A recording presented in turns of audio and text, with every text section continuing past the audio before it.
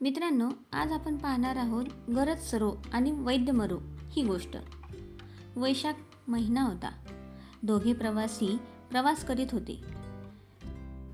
सूर्य वर येऊ लागला तसा त्रास वाढत चालला. त्या रणरणत्या उन्हात चालणे त्यांना असह्य वाटू लागले. उष्मा फारच वाढल्याने प्रवासी हैराण झाले. थोडी का होईना सावली आणि घटकाभर विश्रांती मिळण्यासाठी आतुर झाले. दूरवर त्यांना एक झाड दिसले, पानांनी गच्च भरलेले. त्या सावलीत बसण्यासाठी त्यांनी आपला वेग वाढवला. थंडगार सावलीत बैठक मारली.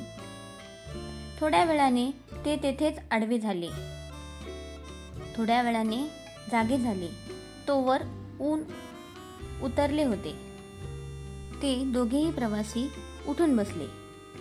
एकाचं लक्ष वर झाडाकडे गेलं व तो म्हणू लागला, "अरे, केवढं मोठं आहे हे झाड, पण काय कामाचं?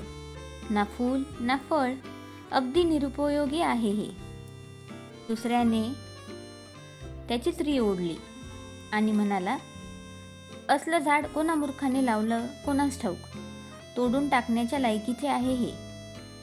त्यांचं बोलणं ऐकून झाडाला राग आला. त्याची पानं जोरजोरात सळसळू लागली. झाड म्हणालं, "मूर्खांनो, ऐन उन्हाच्या वेळी सावलीसाठी तळमळत होतात. माझ्या आश्रयाला आलात, मी थंडगार सावली दिली. ते इतक्यात विसरलात आणि माझ्या जीवावर उठता काय? मी नसतो तर तुमचं काय झालं असतं?" प्रवासी वरमले. त्यांनी न बोलता पुढचा रस्ता पकडला.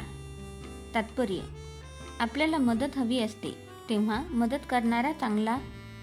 गरज संपली की त्याला लाथाडायचं हे चांगलं नाही.